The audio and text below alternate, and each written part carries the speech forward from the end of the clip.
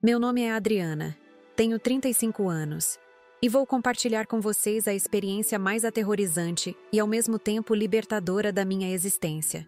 Imaginem descobrir que a pessoa que prometeu te amar para sempre, na verdade, estava contando os dias para te ver morta. Imaginem acordar numa cama de hospital, o corpo todo dolorido, e perceber que seu próprio marido não estava ali por amor, mas sim esperando confirmar seu óbito para embolsar milhões de reais e partir para uma vida nova com uma garota que tem idade para ser sua filha. Essa é minha realidade. Uma mulher que construiu um império no ramo de cosméticos, que acreditava ter encontrado o amor verdadeiro, que vivia numa mansão no bairro Mangabeiras, aqui em Belo Horizonte, e que em questão de segundos viu toda sua vida se transformar numa armadilha mortal, orquestrada pelo homem que dividia a cama comigo há 8 anos. Vocês acreditam que existe maldade pura neste mundo? Eu costumava ser uma pessoa otimista, daquelas que veem o lado positivo das situações mais adversas. Trabalhei desde os 18 anos. Comecei vendendo produtos de beleza de porta em porta no bairro onde cresci, na periferia de Contagem. Minha mãe sempre dizia que eu tinha o dom da palavra, que conseguia convencer qualquer pessoa a comprar meus cremes e perfumes. Ela não estava errada. Aos 25 anos, já tinha minha própria loja de cosméticos no centro de Belo Horizonte. 2 anos depois, abri a segunda unidade.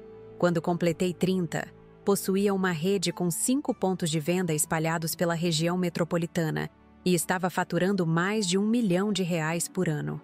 Meu sucesso não foi fruto de sorte ou privilégio. Foi suor, dedicação e muitas noites sem dormir estudando o mercado, conhecendo fornecedores e aperfeiçoando minhas técnicas de vendas. Foi justamente no auge dos meus negócios que conheci Gustavo Henrique Barros. Ele apareceu no meu escritório se apresentando como corretor de seguros, oferecendo uma apólice empresarial que, segundo suas palavras, protegeria todo o meu patrimônio contra qualquer imprevisto. Era um homem elegante, de fala mansa, sempre vestido impecavelmente e com um sorriso que derretia qualquer coração feminino. Admito que fiquei encantada desde o primeiro encontro. Gustavo não estava apenas interessado em vender seguros, ou pelo menos era isso que eu pensava na época. Começamos a nos encontrar fora do ambiente profissional. Ele me levava aos melhores restaurantes da cidade, conhecia vinhos caros, falava sobre viagens internacionais que havia feito e demonstrava um conhecimento impressionante sobre investimentos financeiros. Para uma mulher que havia crescido lutando por cada centavo, aquilo parecia um sonho. Nosso relacionamento evoluiu rapidamente. Em 6 meses estávamos morando juntos. Em 1 ano ele havia me pedido em casamento durante uma viagem romântica a Búzios. A cerimônia foi pequena, apenas familiares próximos e alguns amigos íntimos, mas foi exatamente como eu sempre sonhei. Meu irmão André foi quem me conduziu até o altar, já que meu pai havia falecido quando eu era adolescente. Nos primeiros anos de matrimônio, tudo parecia perfeito. Gustavo administrava parte dos investimentos da empresa, cuidava de questões burocráticas que eu detestava e sempre me apoiava nas decisões importantes dos negócios. Compramos aquela mansão maravilhosa no Mangabeiras, com vista panorâmica da cidade, piscina, jardim extenso e garagem para 4 carros. Era tudo que uma garota da periferia poderia ambicionar. Mas existe um ditado que minha avó sempre repetia: quando a esmola é demais, o santo desconfia. Eu deveria ter prestado atenção nos sinais. Gustavo nunca demonstrava interesse real pelos detalhes do meu trabalho. Quando eu falava sobre novos produtos, estratégias de marketing ou expansão da rede, ele simplesmente concordava com tudo sem fazer perguntas ou sugestões. Era como se estivesse apenas esperando eu terminar de falar para mudar de assunto. Outro ponto estranho eram seus horários. Como corretor autônomo, ele alegava ter flexibilidade total de agenda, mas frequentemente chegava em casa muito tarde, sempre com justificativas relacionadas a clientes exigentes ou negociações complexas. Quando questionava sobre detalhes específicos, suas respostas eram vagas e evasivas. Minha intuição feminina sussurrava que algo não estava certo, mas eu escolhia confiar no homem que havia prometido me amar incondicionalmente. O relacionamento começou a esfriar sutilmente no último ano. Gustavo ficava mais tempo mexendo no celular, sempre com o aparelho virado para baixo quando eu estava por perto. Nossas conversas se tornaram superficiais, limitadas a questões práticas da casa e compromissos sociais. A intimidade física também diminuiu drasticamente, mas ele sempre arrumava desculpas relacionadas a estresse no trabalho ou cansaço. Minha amiga Vanessa, que é psicóloga e me conhece desde a adolescência, chegou a comentar algumas vezes que percebia Gustavo distante durante nossos encontros sociais. Ela notava que ele ficava sempre checando o telefone e parecia estar com a cabeça em outro lugar. Mas eu defendia meu marido, argumentando que ele apenas estava passando por um período difícil nos negócios. Agora, olhando para trás, percebo que todos aqueles sinais eram peças de um quebra-cabeça macabro que eu me recusava a montar. Gustavo não estava apenas se afastando emocionalmente, ele estava planejando meticulosamente minha eliminação física. Enquanto eu me preocupava em salvar nosso casamento, ele calculava exatamente quanto dinheiro ganharia com minha morte. A empresa de transporte aéreo Voo Seguro havia se tornado uma das minhas principais parceiras comerciais nos últimos 2 anos. Eles transportavam mercadorias para minhas lojas em outras cidades e ocasionalmente me ofereciam voos executivos para reuniões importantes. O presidente Roberto Figueiredo sempre foi muito atencioso comigo, tratando nossa parceria como prioritária para ambas as empresas. Foi Roberto quem me ligou naquela quarta-feira de outubro, convidando para conhecer as novas instalações da filial em Brumadinho. Eles haviam investido pesado numa estrutura moderna para expandir os serviços na região e queriam que eu fosse a primeira cliente a visitar o local. O convite incluía um voo de helicóptero saindo diretamente da Pampulha, o que tornaria o trajeto muito mais rápido e confortável. Quando comentei sobre o convite durante o jantar, a reação de Gustavo foi surpreendentemente entusiástica. Ele insistiu que eu deveria aceitar, enfatizando como aquela parceria poderia impulsionar ainda mais meus negócios. Disse que era uma oportunidade única de estreitar relacionamentos comerciais e expandir para novos mercados. Na época, interpretei seu incentivo como apoio genuíno aos meus projetos profissionais. Agora sei que ele estava praticamente me empurrando para aquele helicóptero, sabendo exatamente o que aconteceria durante o voo. A manhã da quinta-feira estava linda, com céu azul e temperatura amena. Típica primavera mineira. Gustavo me acompanhou até o aeroporto da Pampulha, me deu um beijo de despedida que hoje percebo ter sido falso como nota de R$ 3 e disse que estaria me esperando quando eu voltasse. Eram palavras carinhosas vindas de uma boca mentirosa. O piloto Carlos Eduardo Lima era um profissional experiente, com mais de 15 anos voando por todo o Brasil. Durante a decolagem, conversamos sobre rotas, condições climáticas e segurança aérea. Ele parecia um homem sério e competente, o tipo de pessoa em quem você deposita total confiança. Jamais imaginaria que ele também fazia parte da armadilha que estava sendo preparada contra mim. Os primeiros 20 minutos do voo transcorreram normalmente. A paisagem lá embaixo era deslumbrante. Montanhas verdes, pequenas cidades, estradas serpenteando entre vales. Eu estava relaxada, aproveitando aquela experiência única e pensando nas possibilidades de crescimento dos meus negócios. Chegava a sonhar com futuras viagens de trabalho usando aquele mesmo meio de transporte. Foi quando sobrevoávamos uma região mais afastada, próxima a Brumadinho, que comecei a perceber sinais preocupantes. O helicóptero passou a fazer ruídos estranhos, como se algo estivesse fora do lugar. Carlos tentou disfarçar, mas eu notava sua tensão crescente. Ele mexia nos controles com mais frequência e franzia a testa olhando para os instrumentos. Questionei se estava tudo normal, e ele respondeu com um sorriso forçado que apenas me deixou mais apreensiva. Disse que eram apenas ajustes rotineiros, nada para me preocupar, mas eu não sou boba. Nasci e cresci lutando. Aprendi a ler nas entrelinhas e identificar quando alguém está mentindo para mim. Subitamente, os ruídos se intensificaram. O helicóptero começou a tremer de forma anormal e Carlos não conseguia mais esconder o desespero estampado no rosto. Ele tentou contato por rádio com a base, gritando códigos de emergência que eu não entendia, mas que claramente indicavam perigo iminente.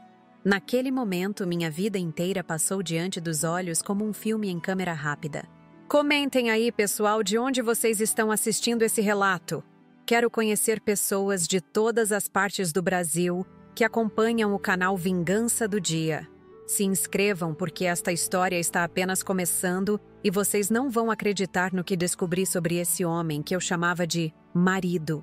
O que aconteceu naqueles minutos seguintes mudou completamente o rumo da minha existência e revelou uma verdade que me deixou completamente chocada.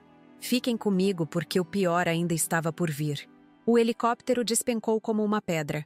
Não existe outra forma de descrever aquela sensação aterrorizante de perder completamente o controle sobre a própria vida em questão de segundos. Carlos Eduardo lutava desesperadamente com os comandos, suando frio enquanto tentava estabilizar a aeronave que parecia ter vida própria. Os alarmes tocavam incessantemente, criando uma sinfonia ensurdecedora que anunciava nossa provável morte. Agarrei-me ao assento com todas as forças que tinha, sentindo meu estômago subir à garganta enquanto rodopíamos descontroladamente. A paisagem lá fora girava numa velocidade alucinante. Céu, terra, montanhas, tudo se misturava numa confusão visual que me deixava ainda mais nauseada. Carlos gritava instruções no rádio, mas sua voz estava embargada pelo pânico que também tomava conta de mim. Preparação para pouso forçado. Mayday, Mayday. Era a última coisa que eu conseguia processar antes de tudo escurecer. O impacto foi violento além de qualquer descrição. Senti como se meu corpo fosse arremessado contra uma parede de concreto em alta velocidade. O som do metal se destroçando misturava-se com meus próprios gritos de pavor. Destroços voavam por todos os lados, vidros se estilhaçavam criando uma chuva cortante, e o cheiro de combustível invadia minhas narinas, anunciando o risco iminente de explosão. Por alguns instantes, experimentei uma escuridão absoluta. Não era apenas a ausência de luz. Era como se minha mente tivesse desligado temporariamente para se proteger do trauma extremo. Quando finalmente consegui abrir os olhos, encontrei-me pendurada de cabeça para baixo, presa pelo cinto de segurança num cockpit completamente destruído. Meu corpo inteiro doía de forma indescritível. Sentia um gosto metálico na boca que reconheci imediatamente como sangue. Minha visão estava embaçada, provavelmente devido à concussão, mas conseguia distinguir fumaça começando a se formar ao meu redor. O instinto de sobrevivência gritou mais alto que a dor. Precisava sair dali antes que tudo pegasse fogo. Carlos estava inconsciente na cabine de comando, com um ferimento profundo na testa que sangrava abundantemente. Tentei chamá-lo várias vezes, mas ele não respondia aos meus gritos desesperados. Comecei a entrar em pânico real quando percebi que talvez eu fosse a única pessoa consciente naquele destroço e teria que me salvar sozinha. Conseguir me desenganchar do cinto foi uma tortura. Meus dedos estavam trêmulos e aparentemente um dos meus braços estava machucado, de forma que limitava severamente meus movimentos. Cada tentativa de me mexer resultava em ondas de dor que me faziam ver estrelas. Mas a adrenalina e o medo da morte foram mais poderosos que qualquer desconforto físico. Quando finalmente me libertei, caí pesadamente no que antes era o teto do helicóptero. O impacto me fez gemer de agonia, mas não podia me dar ao luxo de parar. A fumaça estava ficando mais densa e o cheiro de combustível mais forte. Precisava alcançar a porta de emergência e sair daquele inferno antes que fosse tarde demais. Arrastar-me até a saída foi provavelmente a coisa mais difícil que já fiz na vida.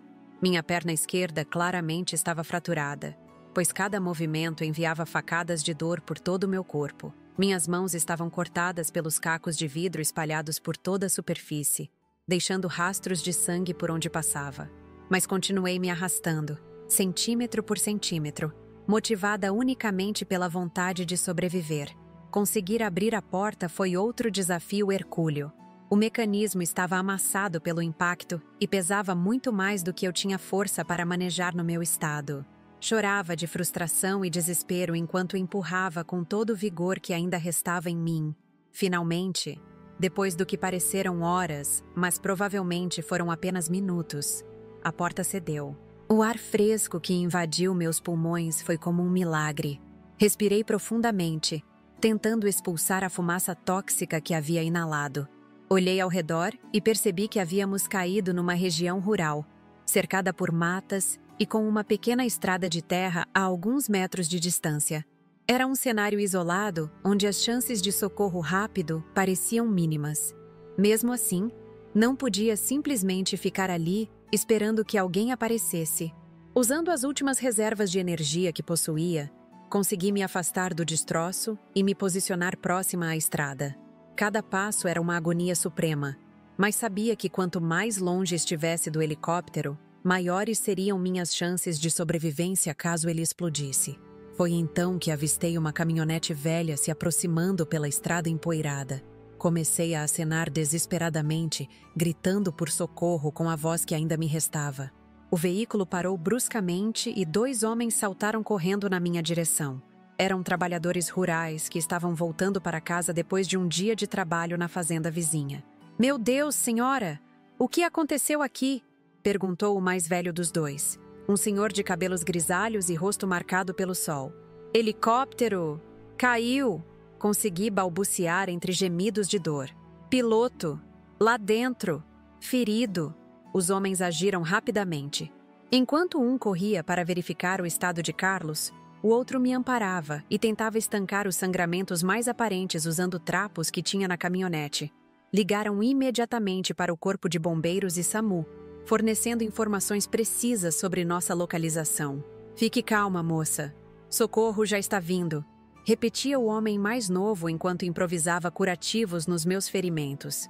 "Você foi muito corajosa conseguindo sair sozinha daí de dentro."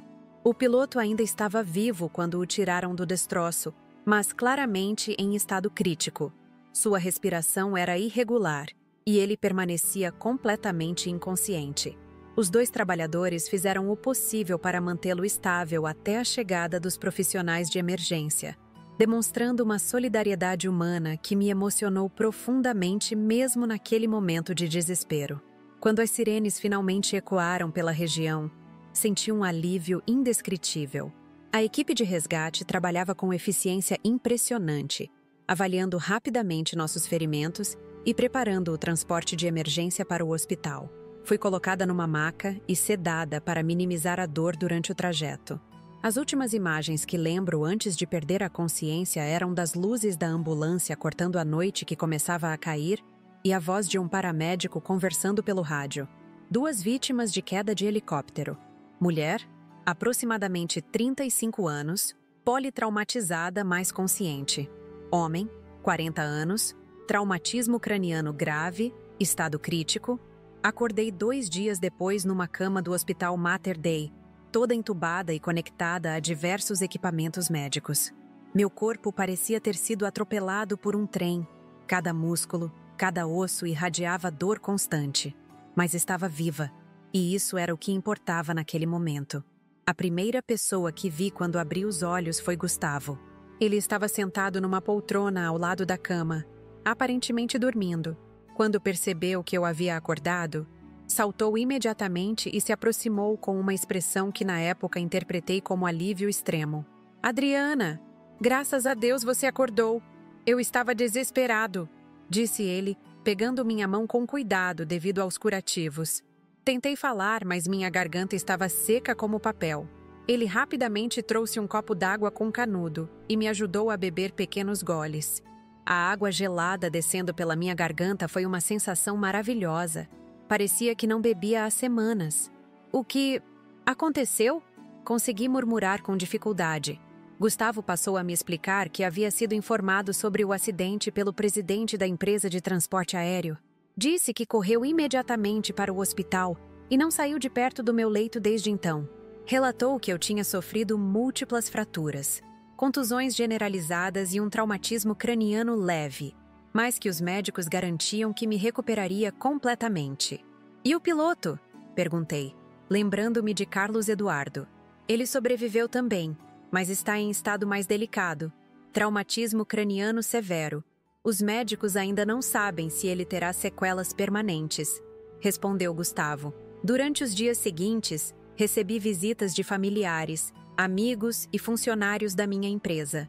Minha amiga Vanessa chorou muito quando me viu pela primeira vez, dizendo que havia temido o pior quando soube do acidente. Meu irmão André cancelou uma viagem de negócios e veio direto de São Paulo para ficar ao meu lado. A demonstração de carinho e apoio de todas essas pessoas me dava forças para enfrentar a recuperação. Mas havia algo estranho no comportamento de Gustavo que não conseguia identificar precisamente. Ele demonstrava toda a preocupação e cuidado esperados de um marido amoroso. Mas periodicamente eu o percebia olhando para o celular com uma expressão que não combinava com a situação. Era como se estivesse esperando alguma mensagem ou ligação específica. Quando questionava sobre o que estava checando no telefone, ele rapidamente inventava alguma desculpa relacionada a trabalho ou questões burocráticas do seguro. Dizia que estava cuidando de todos os trâmites legais relacionados ao acidente e que eu não deveria me preocupar com essas questões enquanto me recuperava. A médica responsável pelo meu caso, doutora Renata Souza Campos, era uma profissional extremamente competente e atenciosa. Ela me explicava detalhadamente cada procedimento, cada medicamento e cada etapa do processo de recuperação. Segundo ela, eu havia tido muita sorte de estar consciente e conseguir sair do helicóptero sozinha. Isso provavelmente havia salvado minha vida. Senhora Adriana, a senhora teve um anjo da guarda muito poderoso naquele dia, comentou ela durante uma das consultas. Acidentes aéreos desse tipo raramente deixam sobreviventes, especialmente em condições de sair andando do local. Foi durante a terceira noite no hospital que presenciei algo que plantou a primeira semente de desconfiança em relação a Gustavo. Era por volta das 2 da madrugada e eu estava acordada devido às dores que impediam um sono profundo. Gustavo pensava que eu estava dormindo e saiu para o corredor para atender uma ligação. Mesmo através da porta entreaberta, consegui ouvir fragmentos da conversa. Ele falava baixo, claramente tentando não ser escutado, mas algumas palavras chegavam até mim. Ouvi coisas como, ainda não, precisa ter paciência, e logo tudo se resolve. O tom da conversa não parecia profissional. Era íntimo, carinhoso até. Quando ele voltou para o quarto, fingi estar dormindo. Observei através das pálpebras semi-fechadas enquanto ele checava seu telefone novamente e digitava alguma mensagem com um sorriso discreto no rosto. Aquela expressão não combinava nem um pouco com a suposta angústia de um homem que quase perdeu a esposa. No dia seguinte, durante o horário de visitas, reparei que Gustavo saía frequentemente para resolver questões importantes relacionadas ao acidente. Sempre retornava depois de 1 ou 2 horas, mas nunca trazia documentos ou informações concretas sobre esses assuntos que alegava estar tratando. Quando perguntava especificamente o que havia resolvido, suas respostas eram evasivas e genéricas. Minha suspeita aumentou quando a enfermeira comentou casualmente que havia visto meu marido conversando animadamente no jardim do hospital com uma moça muito jovem e bonita. Segundo ela, os dois pareciam íntimos, e a garota chegou até a tocar o braço dele de forma carinhosa durante a conversa. Deve ser alguma parente ou amiga da família que veio visitá-lo, pensei inicialmente, tentando encontrar uma explicação inocente para aquele comportamento. Mas minhas suspeitas se intensificaram quando encontrei um papel amassado no bolso do casaco que Gustavo havia deixado na poltrona do quarto. Era um recibo de um restaurante caro da cidade, datado do dia anterior, com conta para 2 pessoas. O horário marcado era exatamente durante uma das suas saídas para resolver questões do seguro. Confrontei-o discretamente sobre o assunto, perguntando se havia almoçado com algum advogado ou representante da seguradora. Ele pareceu levemente nervoso e disse que havia se encontrado com um colega de trabalho para discutir estratégias sobre meu caso. Mas algo na sua explicação não soava convincente. Foi então que comecei a prestar atenção redobrada em todos os detalhes do comportamento dele. Reparei que sempre colocava o celular com a tela virada para baixo quando estava perto de mim. Notei que suas roupas às vezes tinham um perfume diferente, doce e floral, que definitivamente não era o que eu usava. Observei que ele evitava contato visual direto quando falava sobre assuntos relacionados ao acidente. A gota d'água foi quando a enfermeira do turno da noite comentou que havia escutado meu marido ao telefone falando sobre liberdade e nova vida de uma forma que não parecia estar se referindo à minha recuperação. ela achou estranho e decidiu compartilhar comigo, preocupada com meu bem-estar emocional. Naquele momento, todas as peças do quebra-cabeça começaram a se encaixar na minha mente. As saídas constantes, as ligações misteriosas, o comportamento estranho, a moça jovem vista no hospital, tudo apontava para uma traição. Mas ainda não imaginava que a realidade era muito mais sinistra do que uma simples aventura extraconjugal. Decidi que precisava descobrir a verdade sobre o que realmente estava acontecendo. Minha intuição feminina gritava que algo muito grave estava sendo escondido de mim.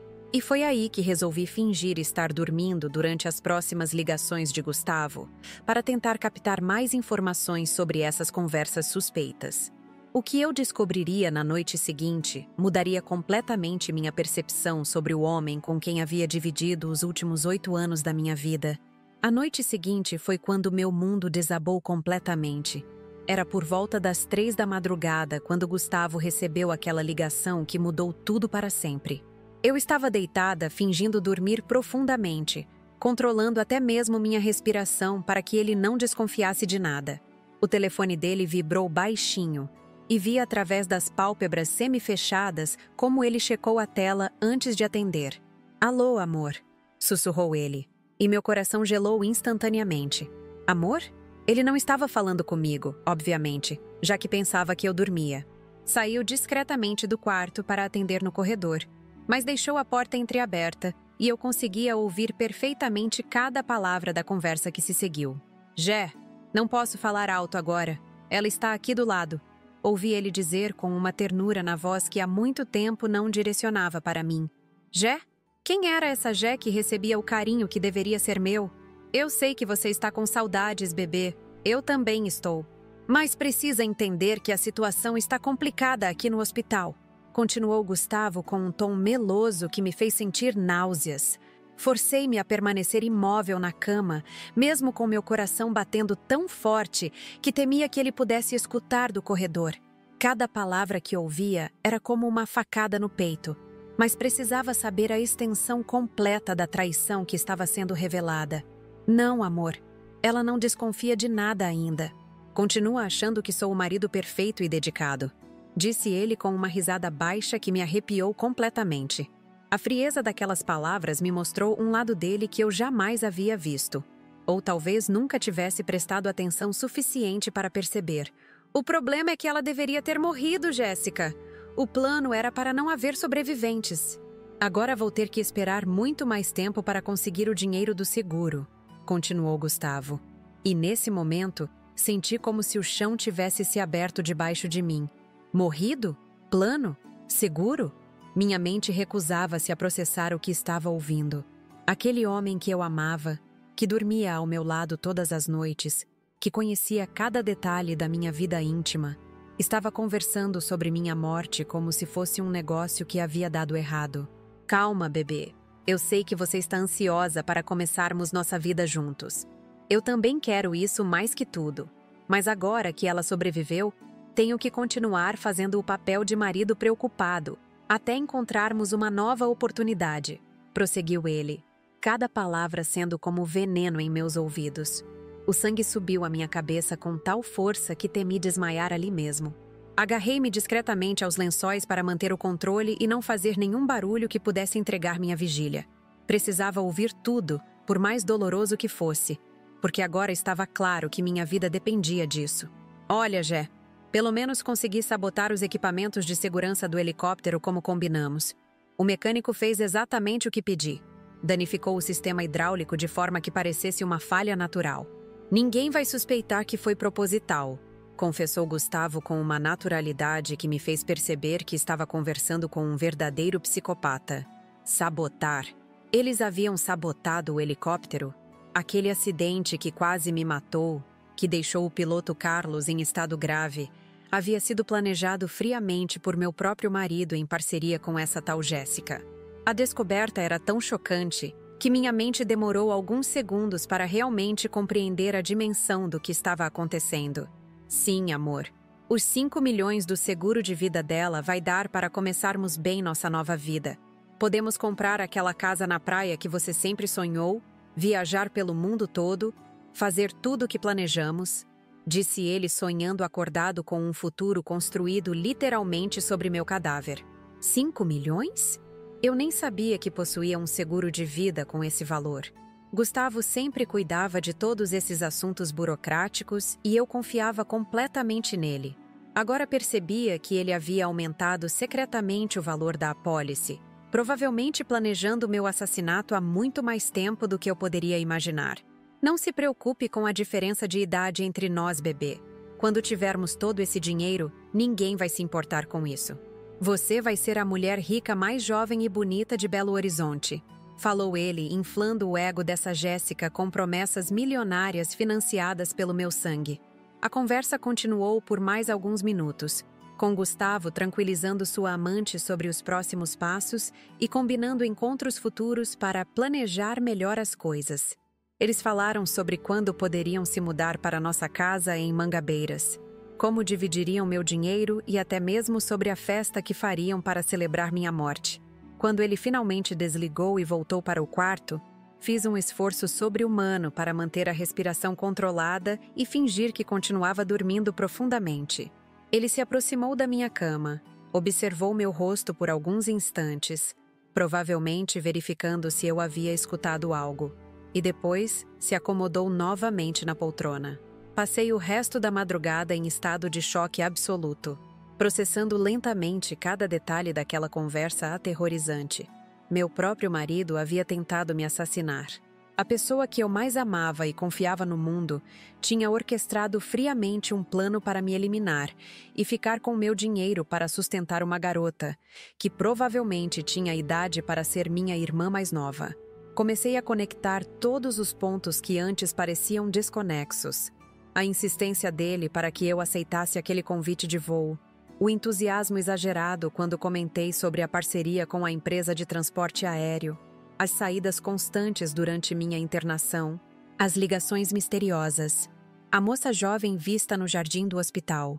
Tudo fazia sentido agora de uma forma absolutamente macabra. Quando o sol nasceu e as primeiras enfermeiras começaram a circular pelos corredores, tomei uma decisão que mudaria completamente o curso dessa situação. Não podia confrontar Gustavo diretamente porque isso colocaria minha vida em perigo ainda maior. Se ele havia tentado me matar uma vez, certamente tentaria novamente se descobrisse que eu sabia de tudo. Precisava ser mais inteligente que eles. Precisava fingir que não suspeitava de absolutamente nada, enquanto secretamente planejava minha própria vingança. E a primeira etapa desse plano seria fazer com que todos acreditassem que meu estado estava se deteriorando em vez de melhorando. Quando Gustavo acordou naquela manhã, comecei a representar o papel da minha vida. Fingi estar mais confusa, mais fraca, com mais dores do que realmente sentia. Disse que havia tido pesadelos terríveis durante a noite e que não conseguia lembrar direito de alguns detalhes do acidente. Ele ficou visivelmente aliviado ao ouvir isso, provavelmente pensando que uma possível amnésia facilitaria seus planos futuros. Não se preocupe, amor. É normal ter confusão mental depois de um traumatismo craniano. Os médicos disseram que isso pode durar algumas semanas. Mentiu ele descaradamente, demonstrando como era hábil em manipular a situação. Durante os dias seguintes, continuei aperfeiçoando minha representação. Fingia estar mais sonolenta, mais desorientada, com dificuldades de concentração. Quando as visitas chegavam, eu parecia genuinamente debilitada e confusa. Gustavo interpretava meu comportamento como sinais de complicações neurológicas e até chegou a perguntar para os médicos se meu estado poderia piorar. Adotei. Renata ficou preocupada com minha aparente regressão e solicitou novos exames para verificar se havia alguma complicação que não tinha sido detectada anteriormente. Eu sabia que os resultados seriam normais, mas isso me daria mais tempo para colocar meu plano em ação. Foi durante uma dessas simulações de confusão mental que consegui mandar uma mensagem secreta para minha amiga Vanessa. Quando ela veio me visitar, fingi estar cochilando e sussurrei baixinho em seu ouvido que precisava falar com ela urgentemente, mas que não podia ser ali no hospital. Disse que era questão de vida ou morte e que ela precisava confiar em mim. Vanessa, como boa psicóloga, percebeu imediatamente que algo muito sério estava acontecendo. Combinamos um código. Quando eu dissesse que estava com saudades do nosso café especial na confeitaria, significaria que ela deveria voltar sozinha durante a madrugada para conversarmos em segurança. 2 dias depois, usei nosso código na frente de Gustavo. Ele não fez a menor ideia do que aquilo significava, obviamente. Naquela mesma madrugada, Vanessa voltou ao hospital fingindo ter esquecido alguma coisa no quarto. A enfermeira do turno da noite era uma senhora muito simpática que nos conhecia desde a adolescência e permitiu a visita rápida. Quando ficamos sozinhas, contei tudo para Vanessa em detalhes. Cada palavra da conversa telefônica, cada suspeita que havia desenvolvido, cada peça do quebra-cabeças que agora se encaixava perfeitamente. Ela ficou absolutamente horrorizada, mas manteve o controle para que pudéssemos traçar uma estratégia eficaz. Adriana, isso é tentativa de homicídio qualificada. Você precisa ir à polícia imediatamente. Foi sua primeira reação. Não, Vanessa. Se eu fizer isso agora, eles vão negar tudo. Não tenho provas concretas além da conversa que escutei. Gustavo é muito esperto. Tem anos de experiência vendendo seguros e manipulando situações. Preciso de evidências sólidas que não deixem margem para dúvidas, expliquei para ela. Foi Vanessa quem sugeriu que eu contratasse um investigador particular para reunir as provas necessárias antes de tomar qualquer atitude oficial. Ela conhecia um ex-policial civil muito competente chamado Rogério Machado, que havia trabalhado durante anos com casos de fraudes e crimes financeiros. Ele é discreto, eficiente e tem contatos em todos os setores que podem ser úteis para investigar Gustavo e essa Jéssica. Se realmente existe um esquema de sabotagem e fraude de seguro, ele vai descobrir todos os detalhes, garantiu Vanessa. Decidimos que o melhor estratagema seria eu fingir entrar em coma. Dessa forma, Gustavo se sentiria seguro para se comunicar livremente com sua cúmplice, permitindo que Rogério coletasse evidências sem despertar suspeitas. Além disso, se meu estado parecesse estar se deteriorando, talvez eles ficassem menos vigilantes achando que o trabalho estava quase completo. Vanessa levaria todas as informações para Rogério, e ele começaria a investigação imediatamente. Enquanto isso, eu continuaria internada, aparentemente inconsciente, mas, na verdade, observando e coletando informações sobre o comportamento de Gustavo. A partir do dia seguinte, comecei a simular um estado comatoso. Foi incrivelmente difícil manter os olhos fechados e a respiração controlada por horas a fio, especialmente quando Gustavo estava presente. Várias vezes tive vontade de abrir os olhos e esganá-lo com minhas próprias mãos, mas sabia que a paciência seria minha melhor arma. Durante a primeira semana do meu coma, Gustavo mudou completamente de comportamento. Relaxou a guarda de forma impressionante. Começou a fazer ligações dentro do próprio quarto. Conversava abertamente com Jéssica sobre planos futuros. Chegou até a trazer ela para me conhecer. Ela não pode ouvir nada, amor. Os médicos disseram que entrou em coma profundo por causa de complicações neurológicas. Ouvi ele explicar para a amante, enquanto ela observava meu corpo aparentemente inerte na cama. Nossa, que pena! Ela é bonita mesmo, comentou Jéssica com uma falsa compaixão que me fez ranger os dentes internamente. Quando você acha que ela vai... Sabe, os médicos não sabem ao certo. Pode ser semanas, pode ser meses. Mas pelo menos agora posso ficar com você sem ter que inventar tantas desculpas. Respondeu Gustavo com um alívio na voz que me deixou ainda mais revoltada. Eles passaram a se encontrar regularmente dentro do meu próprio quarto de hospital, achando que eu não podia vê-los ou ouvi-los. Presenciei cenas de intimidade entre eles que me causaram uma revolta indescritível, mas também me forneceram informações valiosas sobre a personalidade e motivações de cada um. Jéssica Moreira era realmente uma influenciadora digital de 23 anos, mas estava passando por dificuldades financeiras devido à queda nos contratos publicitários. Gustavo havia conhecido ela através de uma amiga em comum e a seduziu com promessas de uma vida luxuosa financiada pelo meu dinheiro. Durante essas conversas íntimas, descobri que o plano havia sido desenvolvido ao longo de 6 meses. Gustavo havia aumentado secretamente o valor do meu seguro de vida. subornado o mecânico da empresa aérea e até mesmo estudado minha agenda para escolher o momento perfeito para executar o atentado. Ainda bem que aquela reunião em Brumadinho apareceu na hora certa. Foi a oportunidade perfeita para colocar tudo em ação, comentou ele durante uma dessas visitas noturnas. Rogério estava trabalhando intensivamente durante todo esse período, investigando cada aspecto da vida de Gustavo e Jéssica. Vanessa me passou discretamente algumas informações que ele havia descoberto. Transferências bancárias suspeitas, registros de ligações entre Gustavo e o mecânico, evidências de que eles estavam morando juntos no meu apartamento e gastando meu dinheiro.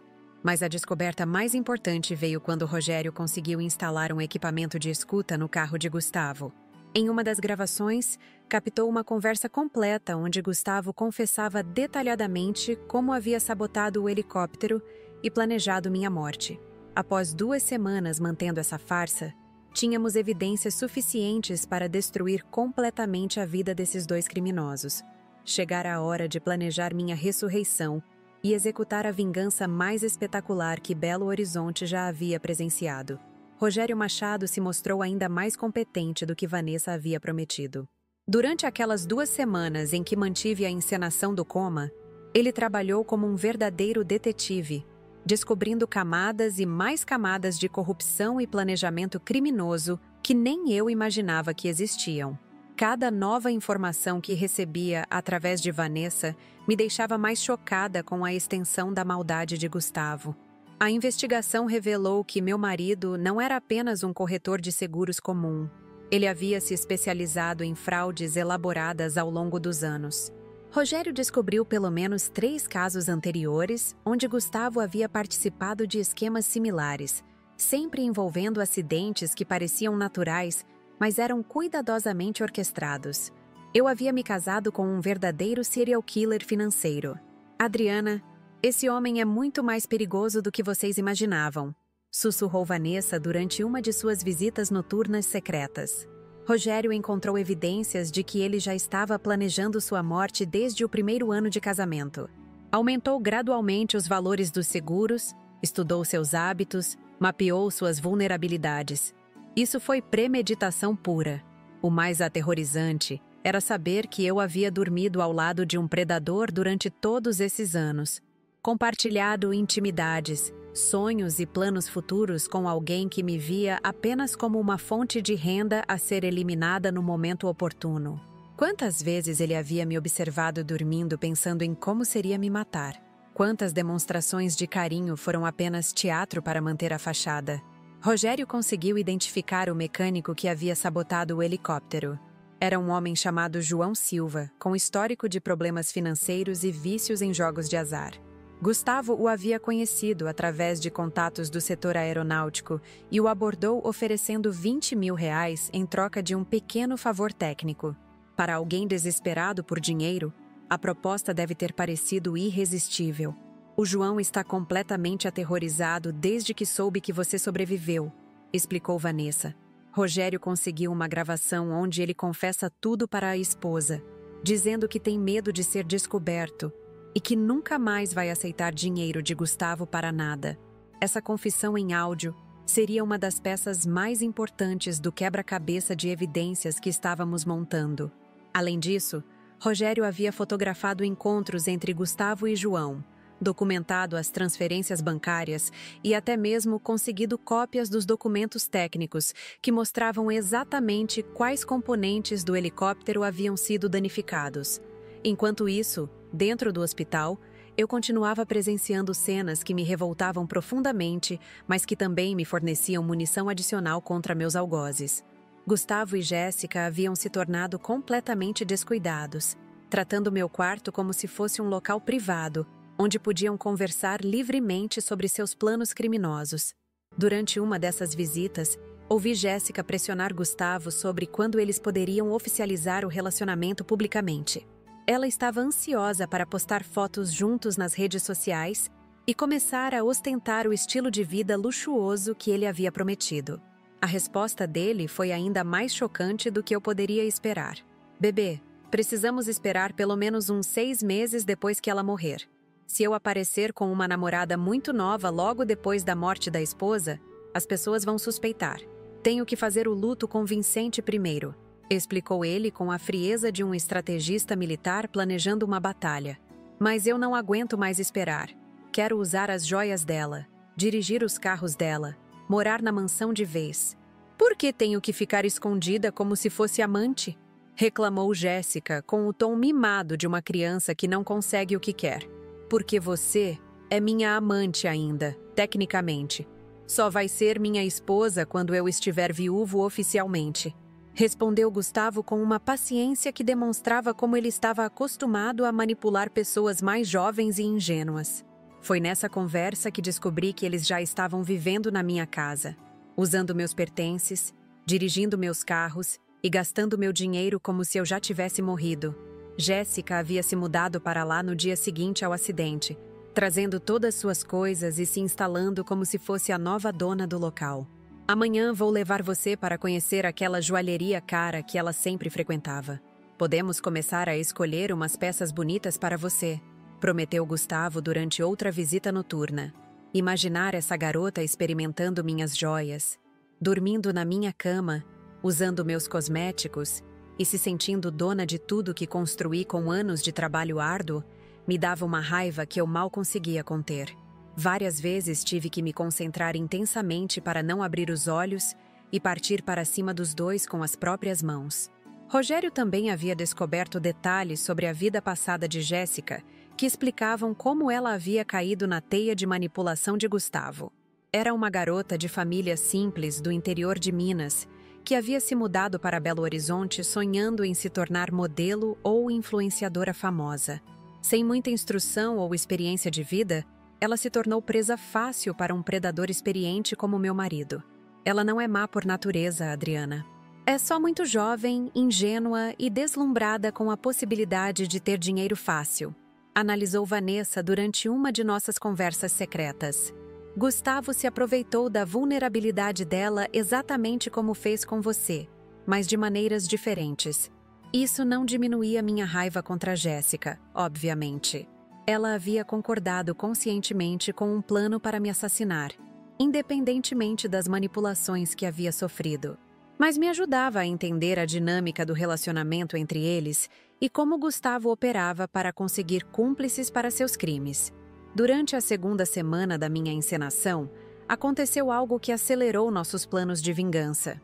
O presidente da empresa de transporte aéreo, Roberto Figueiredo, veio pessoalmente ao hospital para se encontrar com Gustavo e discutir a indenização pelo acidente. Fingi estar em coma profundo enquanto eles conversavam no meu quarto, mas absorvi cada palavra da negociação.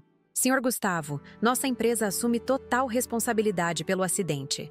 Nossa investigação técnica confirmou que houve falha nos sistemas hidráulicos da aeronave, disse Roberto com genuíno pesar na voz. Entendo, senhor Roberto. Obviamente, isso causou um trauma imenso para toda a nossa família. Minha esposa era uma mulher jovem, cheia de vida, com um futuro brilhante pela frente, respondeu Gustavo, interpretando perfeitamente o papel de marido devastado. Por isso mesmo queremos oferecer uma compensação que, embora não possa reparar o sofrimento causado, pelo menos garanta tranquilidade financeira para vocês. Estamos dispostos a pagar 10 milhões de reais como indenização pelo acidente, anunciou Roberto. 10 milhões de reais! O número ecoou na minha mente como uma sirene. Gustavo mal conseguia disfarçar a euforia ao ouvir aquela quantia, muito maior do que os 5 milhões do seguro de vida que ele estava esperando receber. De repente, seus planos haviam se tornado ainda mais lucrativos. É uma quantia significativa, Sr. Roberto. Preciso processar isso tudo. Minha prioridade agora é a recuperação da minha esposa, disse Gustavo, fingindo estar mais preocupado com minha saúde do que com o dinheiro. Claro, compreendo perfeitamente. Nossa equipe jurídica entrará em contato para formalizar todos os detalhes. E, por favor, saiba que estamos orando pela recuperação completa da senhora Adriana, concluiu Roberto antes de se despedir. Assim que ficaram sozinhos, Gustavo imediatamente ligou para Jéssica para compartilhar a notícia. A conversa que se seguiu foi gravada pelo equipamento que Rogério havia instalado no quarto, fornecendo mais uma evidência crucial contra eles. Amor, Você não vai acreditar. A empresa vai pagar 10 milhões pela indenização. Isso é muito mais do que esperávamos, exclamou Gustavo, mal conseguindo conter a animação. Sério? 10 milhões mesmo? Nossa, podemos comprar uma mansão ainda maior, viajar pelo mundo inteiro, respondeu Jéssica com a ganância evidente na voz. Exato. E como ela provavelmente vai morrer mesmo com essas complicações neurológicas, vamos ficar com tudo. Os 10 milhões da indenização mais os 5 do seguro de vida. 15 milhões no total, bebê, calculou Gustavo como se estivesse comemorando uma vitória na loteria. Ouvir aquela conversa me deu a motivação final que eu precisava para colocar nosso plano de vingança em ação. Eles não apenas haviam tentado me matar, como agora estavam comemorando antecipadamente o dinheiro que receberiam com minha morte. Era hora de mostrar para esses 2 criminosos que haviam mexido com a pessoa errada. Na noite seguinte, durante a visita secreta de Vanessa, finalizamos todos os detalhes da operação. Rogério havia coletado evidências suficientes para colocar Gustavo e seus cúmplices na cadeia por décadas. Tínhamos gravações em áudio, fotografias, documentos bancários, depoimentos e até mesmo vídeos dos encontros deles na minha própria casa.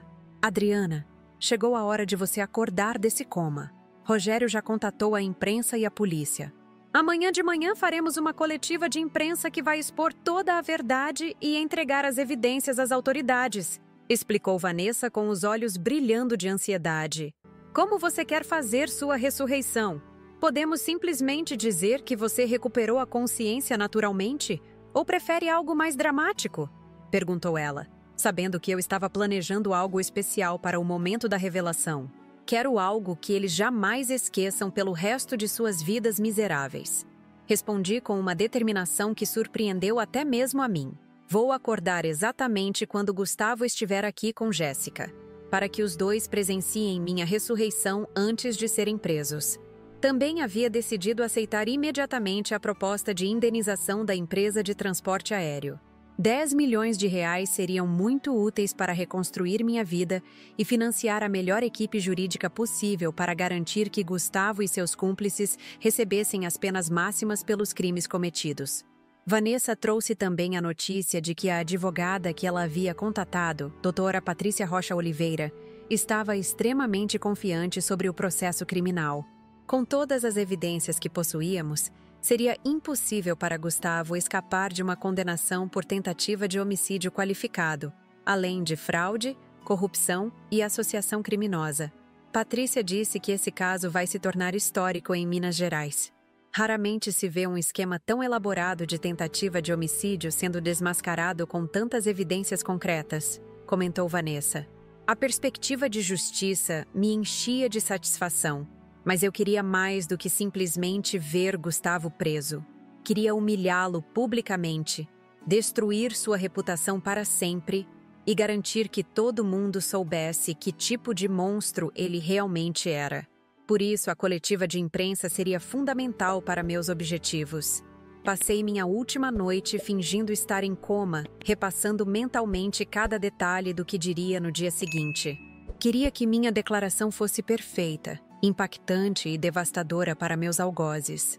Havia ensaiado cada palavra, cada gesto, cada inflexão de voz que usaria para expor a verdade. Quando o sol nasceu naquela manhã decisiva, senti uma mistura de nervosismo e excitação que me lembrava dos primeiros dias da minha empresa, quando estava prestes a fechar negócios importantes. Mas dessa vez, não estava lutando pelo sucesso profissional. Estava lutando pela minha própria vida e justiça. Gustavo chegou cedo ao hospital, como sempre fazia desde o início da minha internação. Ele ainda mantinha a fachada de marido dedicado para a equipe médica, mas eu sabia que estava apenas contando os dias para se livrar definitivamente de mim e começar sua nova vida milionária com Jéssica. Por volta do meio-dia, recebi o sinal que estava esperando. Vanessa apareceu na porta do quarto e fez um gesto discreto que significava que tudo estava preparado para o grande finale. A imprensa havia sido convocada, a polícia estava posicionada, e Rogério tinha todas as evidências organizadas para entrega imediata às autoridades. Era hora de ressuscitar e mostrar para Gustavo que alguns mortos voltam para cobrar suas dívidas. O momento havia chegado. Eram exatamente 2 horas da tarde quando Gustavo entrou no quarto acompanhado de Jéssica, como haviam feito diversas vezes durante as últimas semanas. Eles pensavam que eu estava em coma profundo, completamente alheia ao mundo ao meu redor, incapaz de ouvir ou reagir a qualquer estímulo. Não faziam ideia de que estava perfeitamente consciente e havia presenciado cada uma de suas conversas criminosas. Amor, os médicos disseram que o estado dela se deteriorou ainda mais. Provavelmente não vai durar muito tempo. Ouvi Gustavo sussurrar para Jéssica enquanto se aproximavam da minha cama. Que bom. Estou cansada de fingir que sinto pena dela. Quero logo começar nossa vida de verdade, respondeu Jéssica com uma frieza que me arrepiou completamente. Aquela garota não tinha nem um pingo de remorso pelo que haviam feito. Já falei com o advogado sobre os papéis da herança. Assim que ela morrer, vai demorar no máximo 2 semanas para eu ter acesso a todo o dinheiro dela. E com os 10 milhões da indenização, vamos ser os novos milionários de Belo Horizonte, disse Gustavo, sonhando acordado com um futuro construído sobre meu cadáver. Imagina só!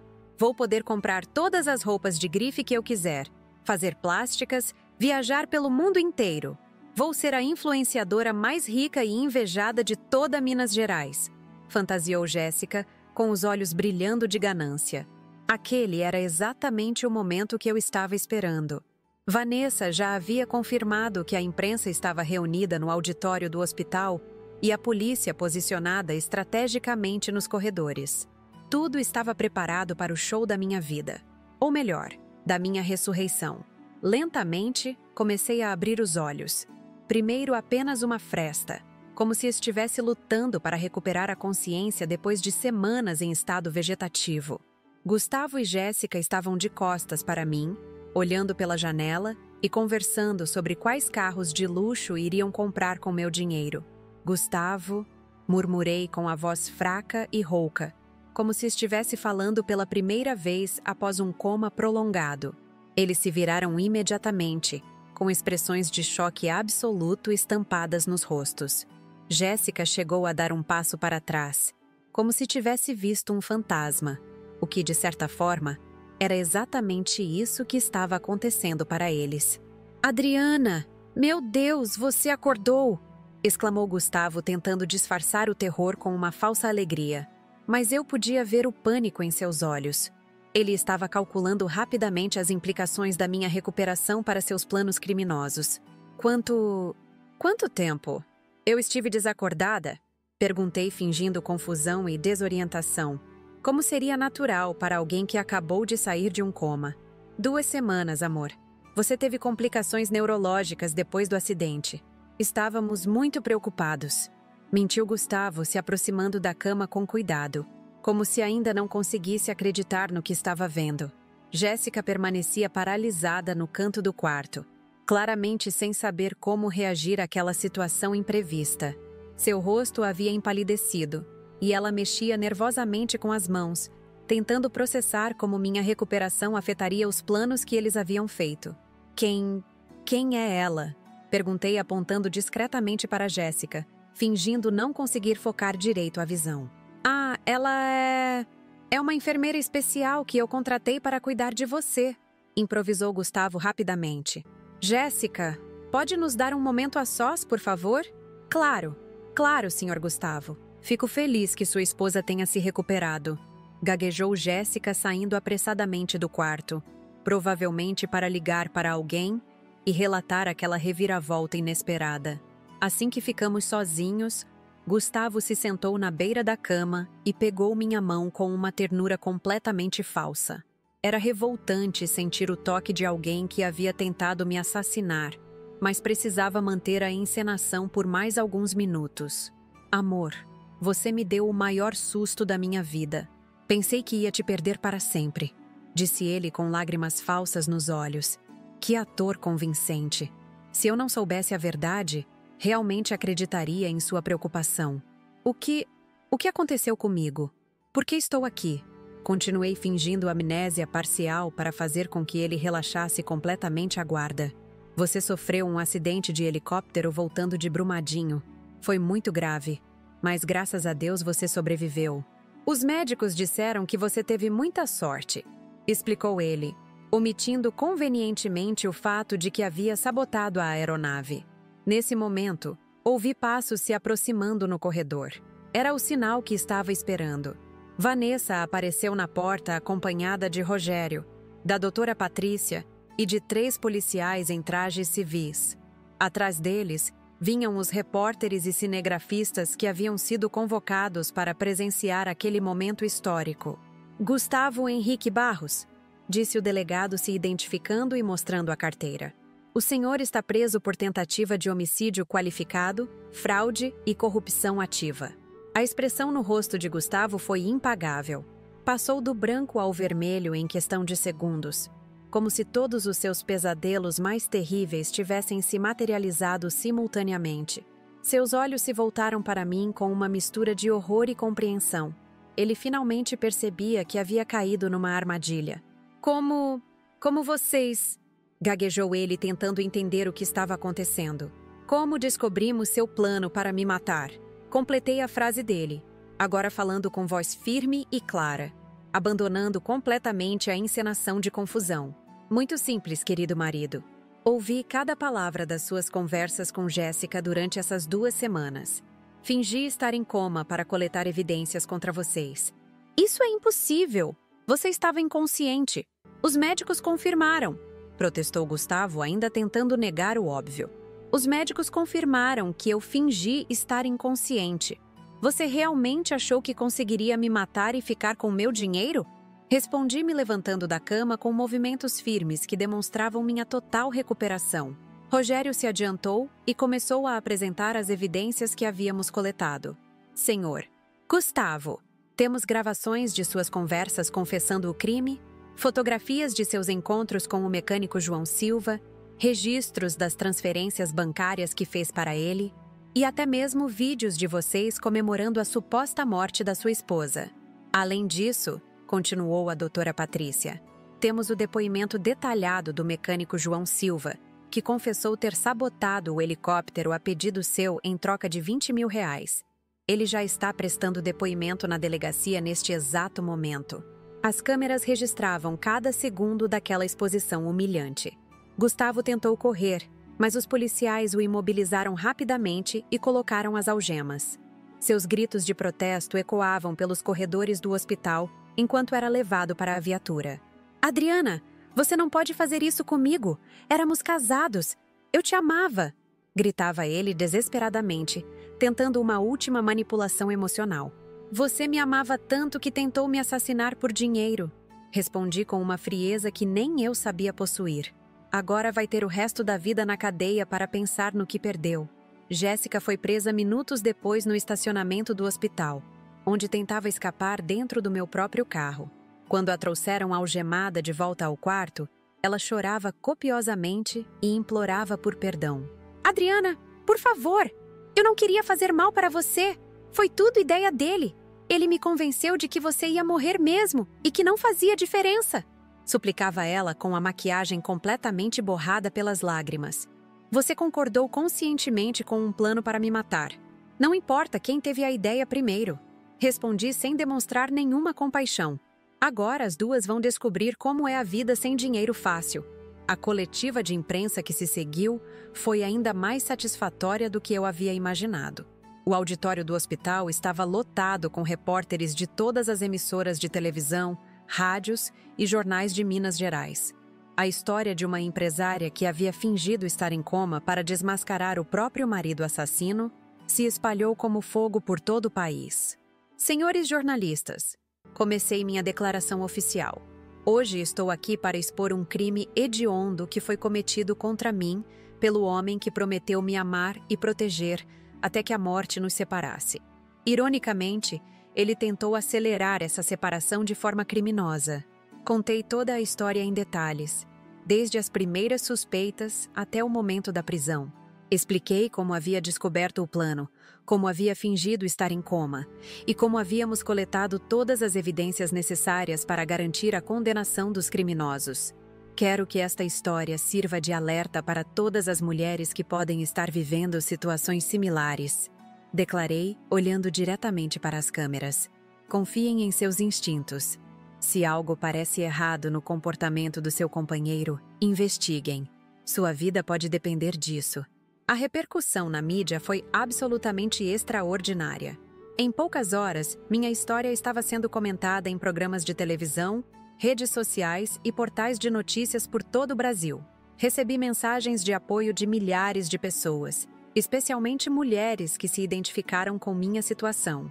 Roberto Figueiredo, presidente da empresa de transporte aéreo, veio pessoalmente me procurar no dia seguinte para formalizar o pagamento da indenização.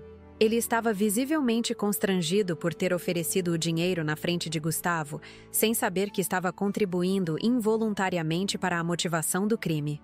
Senhora Adriana, nossa empresa quer reparar não apenas os danos físicos causados pelo acidente, mas também o trauma psicológico de descobrir que foi vítima de sabotagem, disse ele, entregando um cheque de 10 milhões de reais. Além disso, continuou Roberto, revisamos todos nossos protocolos de segurança e demitimos imediatamente o mecânico João Silva. Queremos garantir que situações como essa jamais se repitam. Aceitei a indenização com gratidão, não apenas pelo valor em si, mas pelo que representava, minha independência financeira total e os recursos necessários para reconstruir minha vida longe de qualquer lembrança daquela experiência traumática. O julgamento de Gustavo e Jéssica foi um verdadeiro espetáculo midiático. Com todas as evidências que possuíamos, a defesa deles não teve argumentos convincentes para apresentar.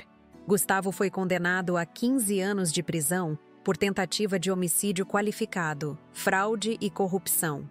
Jéssica recebeu 8 anos como cúmplice do crime. João Silva, o mecânico que sabotou o helicóptero, foi condenado a 10 anos. Mas conseguiu redução de pena para 5 anos em troca da delação premiada que forneceu detalhes cruciais sobre o esquema. 6 meses depois das prisões, decidi fazer uma visita especial ao presídio onde Gustavo estava cumprindo sua pena. Não por saudade ou compaixão, mas para deixar bem claro como sua vida havia se transformado enquanto ele apodreceria atrás das grades. Nesse dia, usei propositalmente o vestido mais caro que consegui encontrar, joias deslumbrantes que havia comprado com parte da indenização, e cheguei dirigindo uma BMW 0 km, que era o sonho de consumo dele. Queria que ele visse exatamente o que havia perdido ao tentar me eliminar. Olá, querido ex-marido. Cumprimentei quando nos sentamos na sala de visitas, separados por um vidro à prova de balas. Como está sua nova vida? Gustavo estava irreconhecível. Havia emagrecido drasticamente. O cabelo estava crescido e despenteado, e seus olhos demonstravam uma tristeza profunda misturada com raiva impotente. O homem elegante e manipulador havia se transformado numa sombra patética do que costumava ser. Adriana, por favor, você pode me perdoar? Eu estava louco, não pensava direito. Jéssica me influenciou, me fez acreditar que... Tentou ele uma última manipulação desesperada. Pare com essa encenação ridícula. Interrompi sem demonstrar nenhuma emoção. Vim aqui apenas para agradecer por ter tornado minha vida muito mais interessante e próspera. Agradecer? Perguntou ele confuso. Exato. Graças ao seu plano criminoso, recebi 10 milhões de indenização da empresa aérea. Meus negócios estão prosperando mais do que nunca por causa de toda a publicidade que o caso gerou. Sou considerada uma heroína em todo o país por ter desmascarado um assassino. E o melhor de tudo, estou completamente livre de você para sempre. Vi lágrimas começarem a se formar nos olhos dele, enquanto eu continuava meu discurso final. Enquanto você passa os próximos 15 anos numa cela fedorenta, comendo comida ruim e sendo humilhado diariamente, eu estarei viajando pelo mundo, expandindo meus negócios e aproveitando cada segundo da liberdade que você tentou me tirar. Obrigada por me tornar milionária, querido. Agora você tem o resto da vida para pensar no que perdeu. Levantei-me elegantemente e caminhei em direção à saída sem olhar para trás. Ouvi Gustavo gritar meu nome desesperadamente, mas não me virei nem um segundo. Aquele capítulo da minha vida havia sido encerrado definitivamente. e eu havia saído vitoriosa em todos os aspectos possíveis. Pessoal, chegamos ao final de uma das histórias mais intensas e chocantes que já compartilhei aqui no canal Vingança do Dia. Quando comecei a relatar minha experiência, jamais imaginei que tantas pessoas se identificariam com a situação ou que receberiam tantas mensagens de apoio e solidariedade de vocês que acompanham nosso trabalho. Olhando para trás, ainda fico impressionada com a capacidade que o ser humano tem de planejar maldades contra pessoas que ama ou que finge amar. Gustavo não era apenas um marido infiel que queria se livrar da esposa para ficar com uma mulher mais jovem.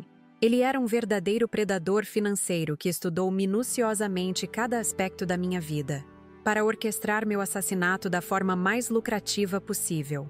Durante 8 anos de casamento, esse homem dormiu ao meu lado todas as noites, sabendo que um dia me eliminaria para ficar com meu dinheiro.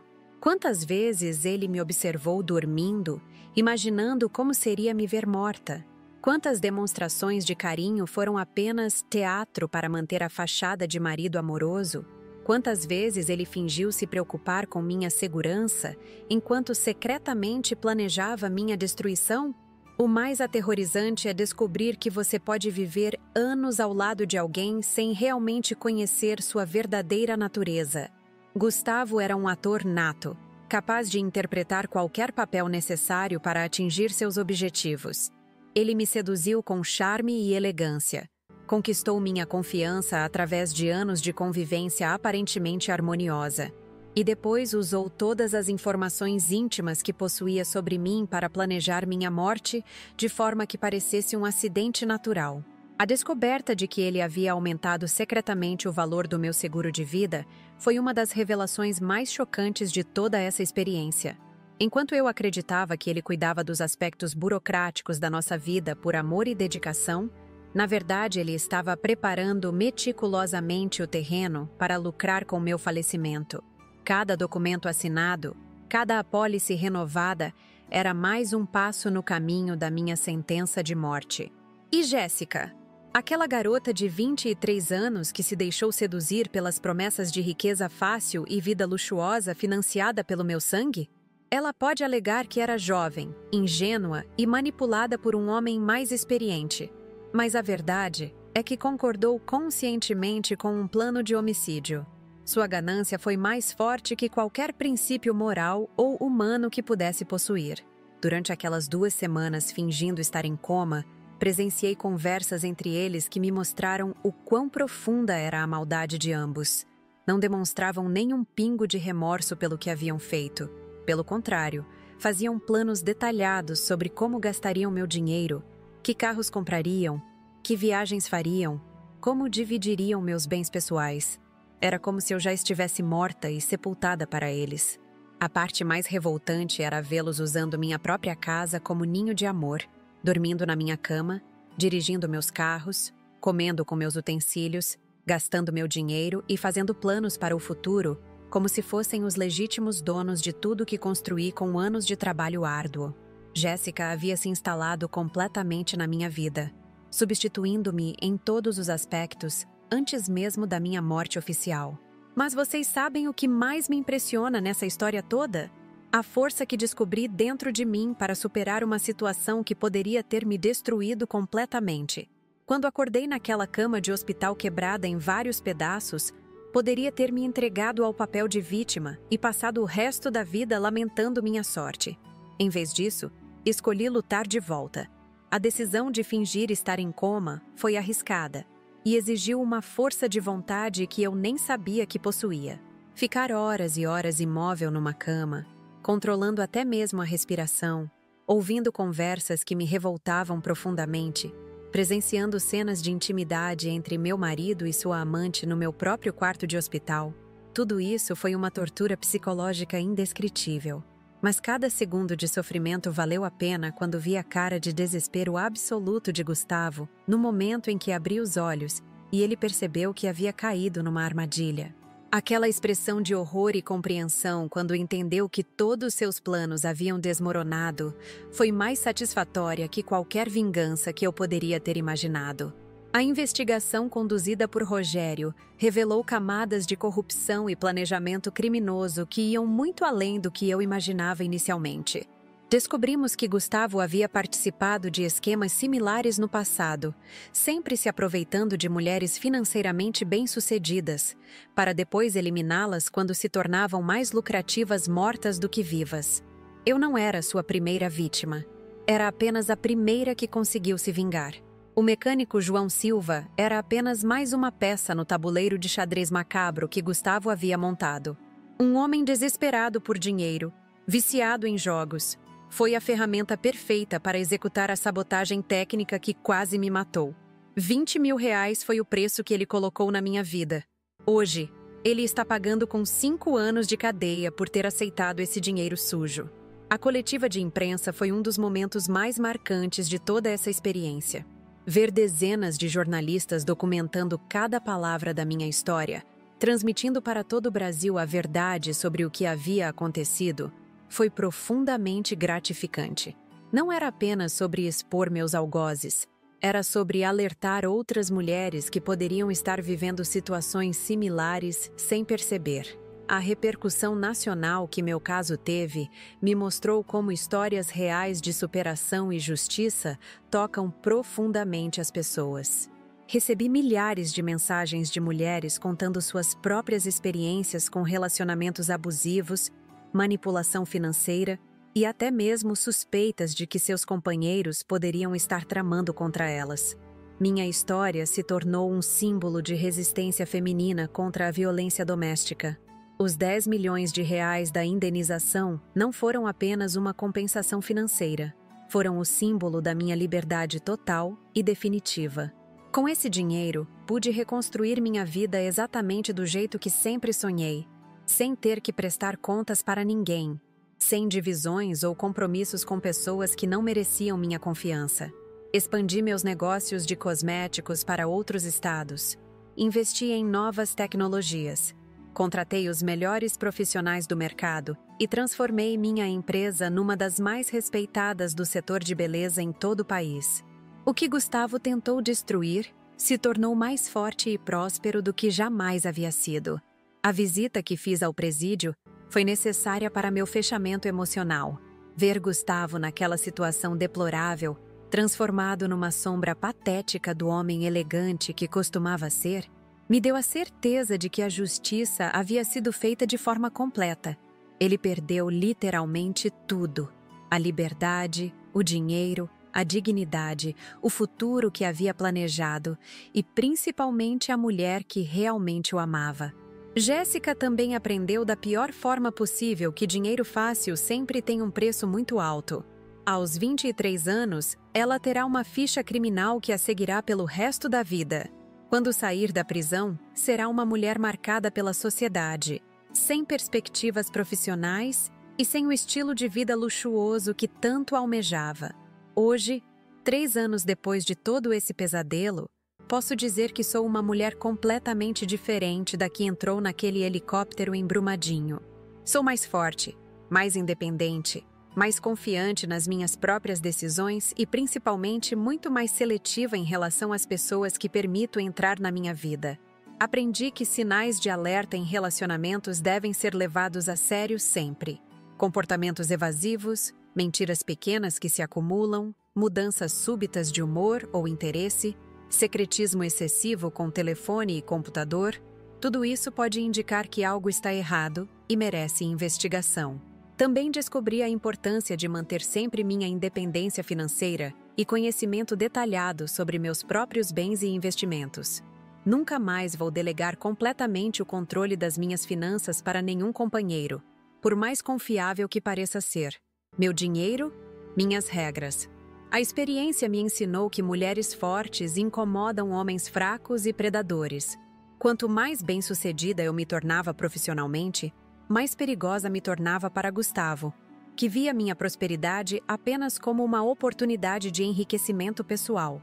Ele nunca conseguiu aceitar que eu era capaz de construir riqueza por mérito próprio.